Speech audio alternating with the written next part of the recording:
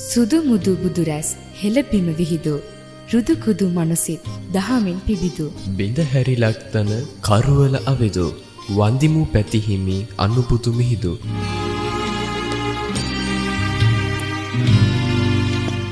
අනුබුදු දහමින් ලොවම නිවේවා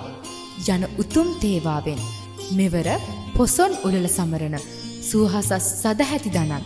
හා එක්වන ආචාර්ය කුලසිංහ මහවිදුහත් කුලසර මාධ්‍ය ඒකකය ඔබ වෙත තිල්න කරන දහම් පඬුර කුලසර පොසොන් දම්සර විනිම් ඔබේ දම්සා පොසොන් පොහොය දිනේ ඇති වැදගත්කම් ගැන කතා කරන විට අනුබුදු මිහිඳු මහරහතන් වහන්සේ ඉට්ටිය, උත්තිය, සම්බල, බද්දසාලි යන මහරහතන් වහන්සේලා ෂඩ් අභිඥාලාභී සුමන සාමණේර වහන්සේලා සහ බණ්ඩුක නම් අනාගාමී උපාසකවරයා යන පිරිස් සමග අනුරපුර මිස්සක පව්වට වැඩම කර බුද්ධ වර්ෂ 236 දී ලක්දිව බුදුසසුන පිහිට වූසේක. බුදු වී සිව්වන සතියේ රුවන්ගේ වැඩිහිදමින් ධර්මය මෙනෙහි කරන බුදුරජාණන් වහන්සේගේ ශරීරයෙන් ප්‍රථම වරට සවනක් ගන බුදුරැස් විදුහු සේක. සිදුහත් කුමරු සතර පෙර නිමිති අතර තෙවන පෙර නිමිත්ත වන මරණ රූපය හෙවත් මලමිනියක් දැකීමද පොසොන් පොහොය දිනයේ තවත් වැදගත් කමකි. දෙවන පෑතිස් රජු ඇතුළු 40000ක පිරිසක් චුල්ලහත්ති පදෝපම සූත්‍රය අසා තෙරුවන් සරණ යාමද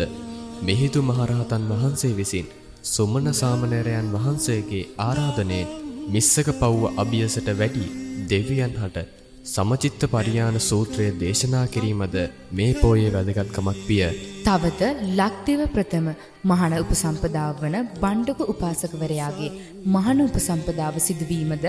මහා වංශ ඇතුළු ධර්ම ග්‍රන්ථ ලියවීමට මුලපිරීමද පුසුන් පොර පසළොස්වක පොහොය දිනයේ ඇති තවත් වැදගත්කමකි.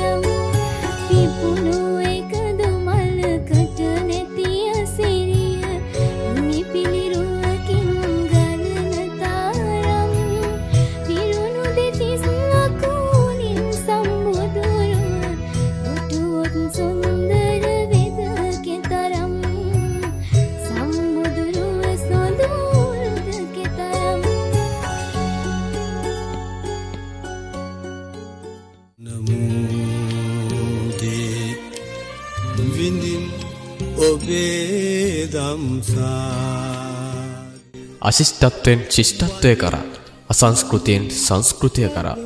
අවිද්‍යාවෙන් විද්‍යාව කරා අන්ධකාරයෙන් ආලෝකය කරා